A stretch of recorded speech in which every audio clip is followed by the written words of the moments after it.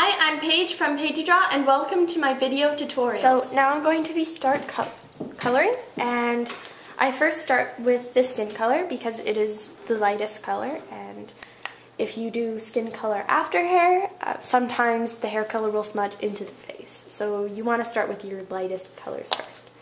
So I'm going to do the base color of my skin, which is E0000. I've just finished the base color, and I'm now going to put in my pink tones, which I use a R20 for that. So I first start with the cheeks, and then I do some shading with it. So this is where you want to know where your light source is going to be.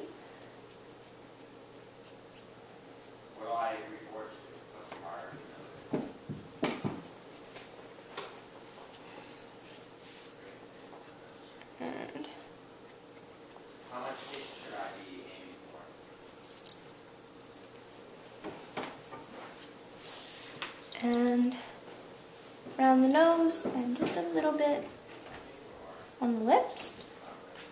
And it looks really noticeable right now, but then what you're going to do is you are going to use the base skin color again and blend it in a little bit. That way it won't look as dramatic. Especially around the cheeks. You don't want it to just be this giant circle. You want it to blend in with the rest of the skin.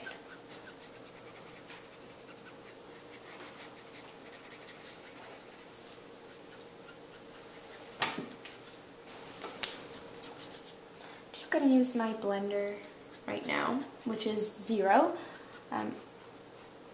Sometimes when I find that my marker isn't blending, my blender marker not only blends it, but I find that it picks up some of the ink. So if there's too much ink on the page, you can just grab it with your blender. So it's useful. I tend to use it especially in hair. Since this isn't a full drawing, I'm kind of using the extra space on the page to kind of clean my marker. Apparently I left some pencil marks on, and the way to avoid smudging it a lot is to just get the pencil off of the marker, which you just kind of wiggle it on a scrap piece of paper. Or finished with all the pink tones, and I'm going to make it look a little bit less pink by adding E000, which is a shade darker than my base color. And I find that the earth tones add a little bit of brown or orange, so it'll make it look a little less pink.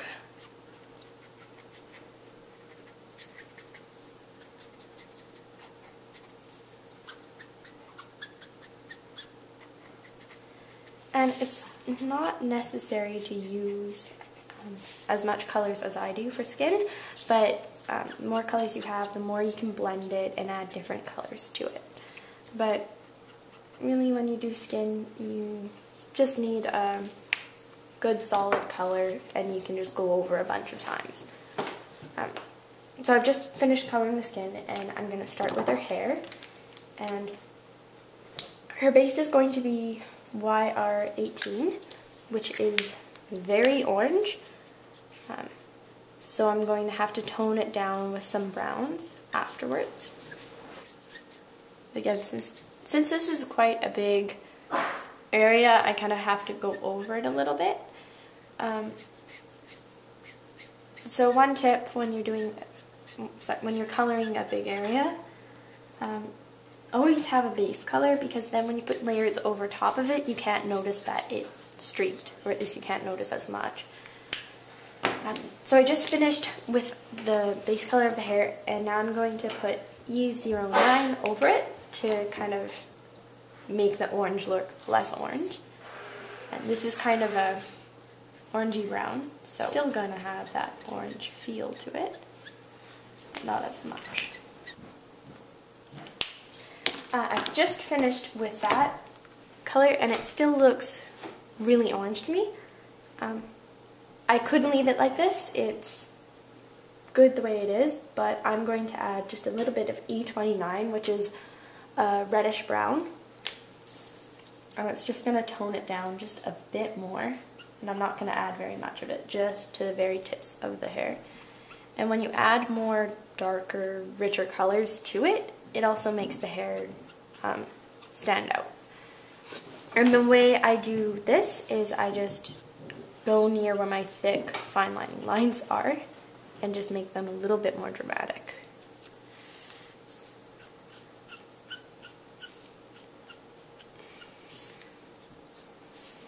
And again, I try to leave this area out because that is where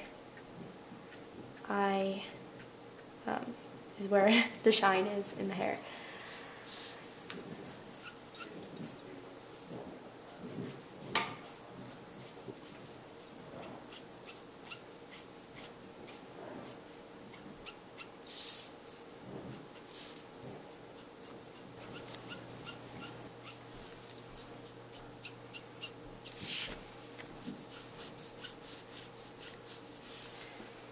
Now I've just finished coloring the hair, and with the shine, like I said earlier, I could have left around this area white, which is what a lot of people do when they add the shine to the hair, but I find that it still looks really, like, it still shows that there's light hitting the hair.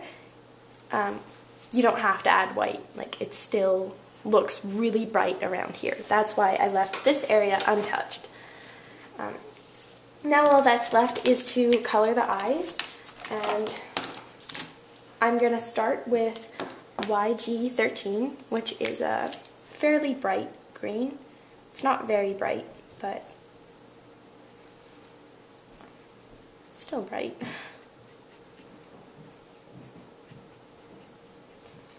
And that is going to be my base.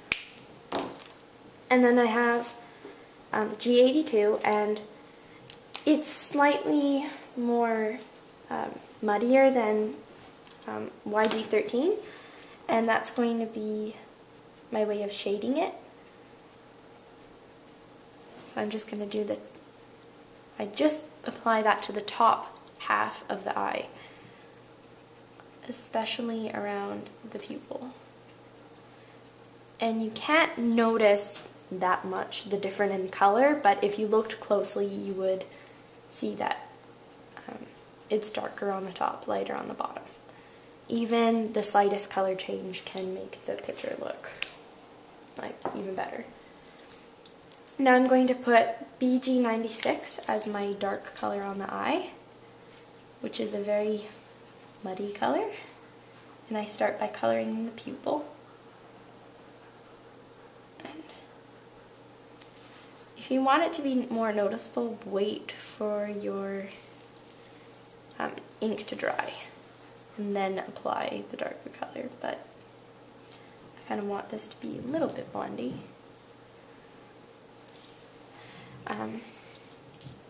After that, I'm going to add just a small ring around the pupil in between the edges of the eye.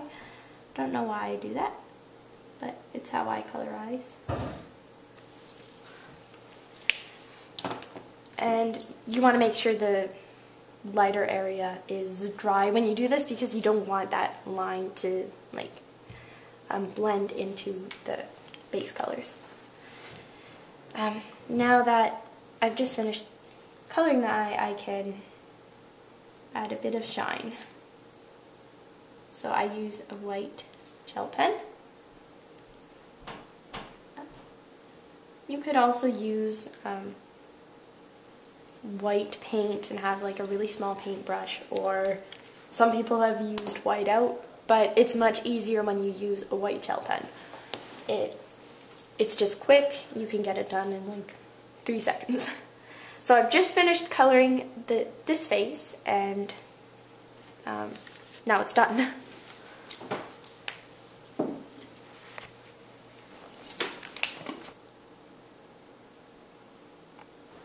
Thanks for watching my tutorial on how to color a face. If you want to get the same fine liners as me and the markers that I've used in this video, please check out my online store, shop.PaigeeDraw.com. We sell all the art supplies you need.